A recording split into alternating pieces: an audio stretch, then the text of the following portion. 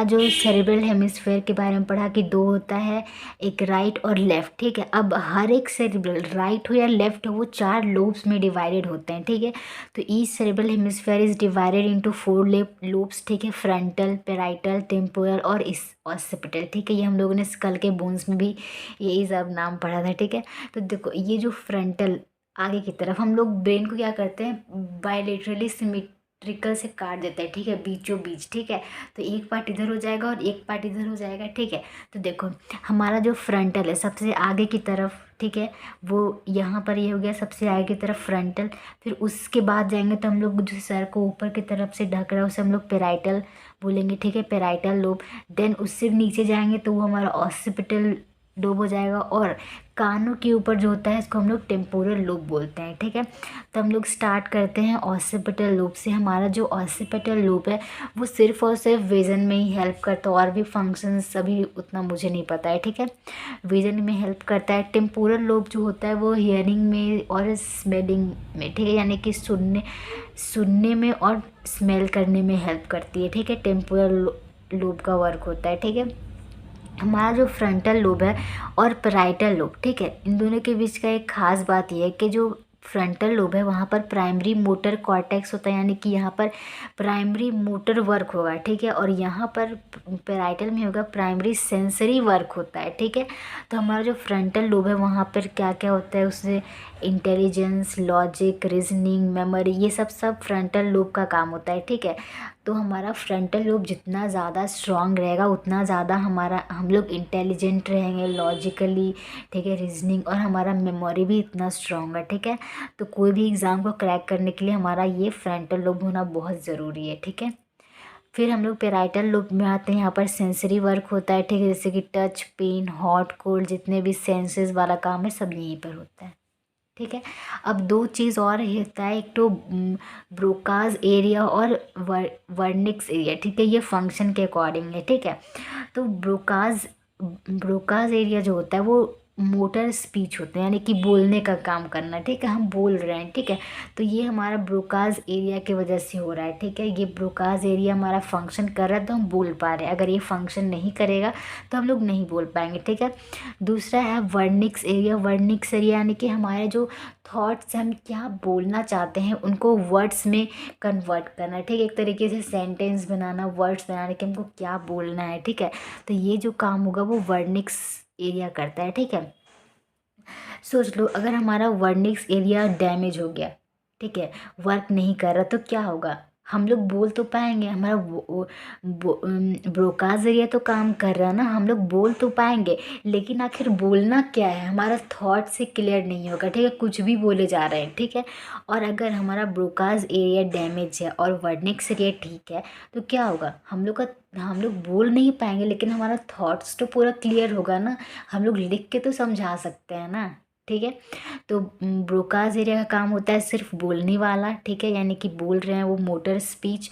और Wernicke's area का जो काम होता है वो होता है हमारे थॉट्स को वर्ड में कन्वर्ट करने का, ठीक है। तो और हम लोग प्रेजेंस के हिसाब से बोल देते हैं, ठीक है। तो मोटर एरिया मोटर एक्शन के लिए speech, walking, talking, dancing, sleeping etcetera सब जो है वो मोटर एरिया में आता है। सेंसरी एरिया जो हमारा टच, पेन, सेंसेशन फील करते हैं वो हो गया, ठीक है। उसके बाद फिर एसोसिएशन एरिया का मतलब होता है ये ना ही सेंसरी है और ना ही मोटर है, ठीक है। क्या है, ना ही सेंसरी है और ना ही मोटर है, इसके बारे में भी कुछ उतना कुछ पता नहीं चला है, ठीक है। जो हमारा एसोसिएशन एरिया है उसका काम होता है इंटर सेंसरी कम्युनिकेशन में, ठीक है।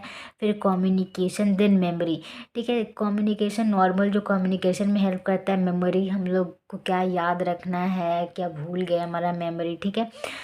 इंटर सेंसरी कम्युनिकेशन क्या होता है, inter sensory communication, inter sensory यानी कि सेंसरी के बीच में जो कम्युनिकेशन होगा उसको हम लोग इंटर सेंसरी कम्युनिकेशन कहेंगे, ठीक है।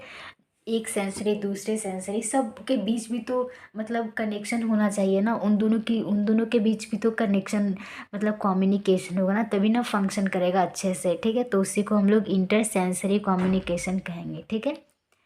दो सेंसरी के बीच या फिर बहुत सारे सेंसरी के बीच में जो कम्युनिकेशन होता है, ठीक है। अब हम लोग टेलेंसेफेलॉन कंप्लीट कर दिए हैं तब हम लोग डाइएंसेफेलॉन में आ जाते हैं। ठीक है, हमारा जो डाइएंसेफेलॉन है, ठीक है, ये 3 पार्ट में डिवाइडेड है, इपीथैलेमस, थैलेमस और हाइपोथैलेमस। इपीथैलेमस रूफ हो गया, थैलेमस वॉल हो गया और हाइपोथैलेमस क्या हुआ, फ्लोर हो गया। ठीक है, हमारा जो एपिथैलेमस है वो पीनियल ग्लैंड बनाता है। ठीक है, हमारा जो पीनियल ग्लैंड होता है वो क्या काम करता है, सर्गार्डियन रिदमिक साइकिल। ठीक है, इसका मतलब 24 आवर साइकिल। ठीक है, हम लोग कब उठना है, कब सोना है, ये सब जो काम होता है वो पीनियल ग्लैंड का काम होता है। तो ये काम कैसे फंक करता है, तो ये जो होता है पीनियल ग्लैंड वो एक सिक्रीट करता है हार्मोन जिसका नाम है मेलाटोनिन। ठीक है, यही क्या करता है, ये सब सर्काडियन रिदमिक को फंक्शन करता है। ठीक है, हमारा जो पीनियल ग्लैंड है उसका साइज़ एज के साथ साथ डिक्रीज़ करते रहता है। ठीक है, एक तो ऐसे ही छोटा सा होता है,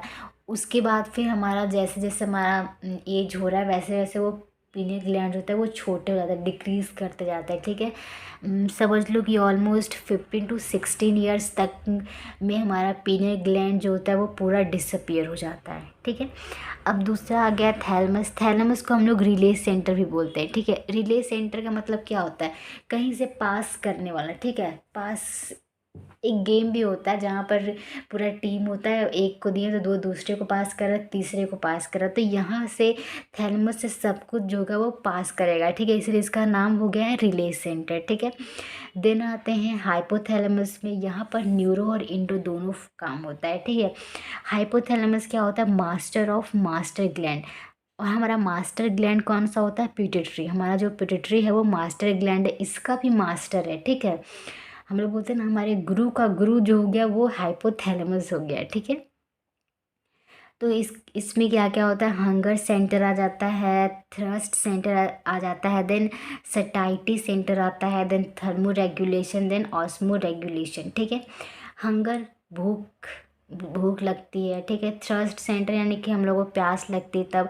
फिर सटाइटी सेंटर क्या होता है, सटाइटी सेंटर देखो इसके बारे में पहले पहले थर्मो रेगुलेशन। थर्मो रेगुलेशन क्या होता है, हीट से रिलेटेड, हमारा बॉडी का टेम्परेचर मेंटेन करने वाला। ठीक है, ऑस्मो रेगुलेशन ऑस्मोलैरिटी से रिलेटेड। ठीक है, सटाइटी सेंटर क्या होता है कि देखो हम लोग खा रहे हैं, ठीक है, या पानी पी रहे हैं, तो ऐसा तो नहीं होता ना कि हम लोग खा रहे हैं तो खाते ही जा रहे, स्टॉप ही नहीं कर रहे, खाना बंद ही नहीं कर रहे, ऐसा तो नहीं होता ना। खाने के बाद कुछ समय के बाद या प्यास लगती है तो पानी पीने के बाद कुछ समय के बाद क्या होता है, हम लोग का जो प्यास होता है या भूख होता है वो मिट जाता है।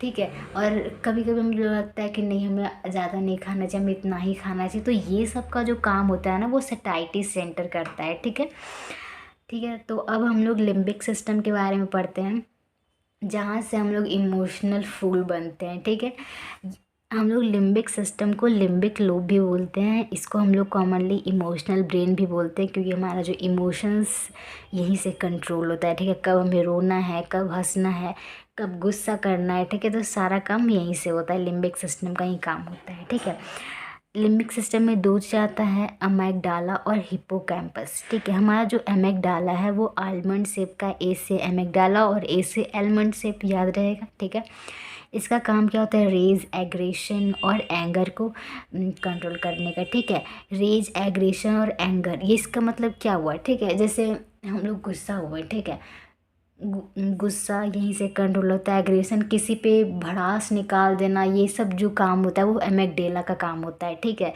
उसके बाद फिर है हिप्पोकैम्पस। दूसरा हिप्पोकैम्पस जो होता है वो मेमोरी का काम करता है। ठीक है, मेमोरी से रिलेटेड यानी कि जितना भी चीज़ हुआ ये शॉर्ट टर्म मेमोरी को लॉन्ग टर्म मेमोरी में कन्वर्ट करता है। ठीक है, तो हमें अपना फ्रंटल लूप तो पहले अच्छा करना चाहिए अगर हम लोग कोई भी कंपटीशन निकालना है तो, और दूसरा हमारा हिप्पोकैम्पस। ठीक है, क्योंकि यही हमारे मेमोरी को स्ट्रॉन्ग कर रहा है, शॉर्ट टर्म मेमोरी को। जैसे आज पढ़ रहे हैं, ठीक है, तो क्या होता है हम लोग कल भूल जाते हैं या परसों तक तो भूल ही जाते हैं, लेकिन हमारा जो हिप्पोकैम्पस है जिसका स्ट्रॉन्ग होता है उसमें क्या होता है, यही मेमोरी को ये लॉन्ग टर्म मेमोरी तक कन्वर्ट कर देता है। ठीक है, अब हमारा यहाँ पर जो हाइपोथैलेमस होता है, ठीक है, उसके साथ साथ हमारा लिम्बिक सिस्टम, देखो हमारा लिम्बिक सिस्टम ही जो है वो इमोशन से रिलेटेड है। ठीक है, तो हाइपोथैलेमस के साथ साथ लिम्बिक सिस्टम भी ऑल्सो रिस्पॉन्सिबल फॉर एंगर। ठीक है, क्योंकि गुस्सा यहाँ देखे ही एंगर, प्लेजर, ठीक है, हैप्पीनेस, कोई भी चीज़ कह सकते हो, और सेक्सुअल बिहेवियर, ये सब जो होता है वो सब लिम्बिक सिस्टम और हाइपोथैलेमस दोनों मिलके करता है। ठीक है, तो आज हम लोगों ने पूरा फोर्थ ब्रेन कंप्लीट कर लिया है, जो कि सबसे लंबा पार्ट था। अब जो हाइंड ब्रेन और मिड ब्रेन है वो बहुत ही शॉर्ट है। ठीक है, वो तुरंत हो जाएगा। ठीक है, तो that's all for today, thank you.